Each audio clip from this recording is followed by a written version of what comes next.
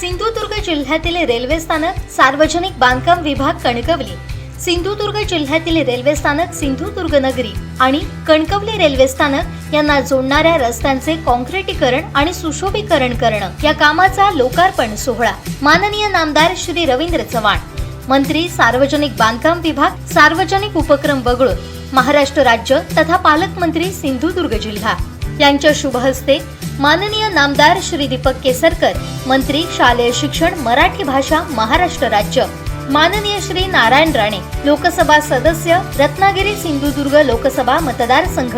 यांच्या प्रमुख उपस्थितीत तसेच माननीय श्री निरंजन डावखरे, विधान परिषद सदस्य, माननीय श्री ज्ञानेश्वर म्हात्रे, विधान परिषद सदस्य, माननीय श्री नितेश राणे, विधानसभा सदस्य, माननीय श्री वैभव नाईक, विधानसभा सदस्य, माननीय श्री किशोर तावडे, जिल्हाधिकारी सिंधुदुर्ग, माननीय श्री संतोष कुमार झा, अध्यक्ष व्यवस्थापकीय संचालक कोकण रेल्वे कॉर्पोरेशन या मान्यवरांच्या प्रमुख उपस्थितीत शुक्रवार दिनांक 9 ऑगस्ट रोजी सकाळी 10:30 वाजता संपन्न होतोय। तर या कार्यक्रमास आपली उपस्थिती प्रार्थनीय। आपले विनीत शरद राजभोज, मुख्य अभियंता सार्वजनिक बांधकाम प्रादेशिक विभाग कोकण, छाया नाईक, अधीक्षक अभियंता सार्वजनिक बांधकाम मंडळ रत्नागिरी, अजय कुमार सर्वगोड, कार्यकारी अभियंता सार्वजनिक बांधकाम विभाग कणकवली, विनायक जोशी, उपविभागीय अधिकारी सार्वजनिक बांधकाम उपविभाग वैभववाडी, शुभम दुडिये, कनिष्ठ अभियंता सार्वजनिक बांधकाम उपविभाग वैभववाडी।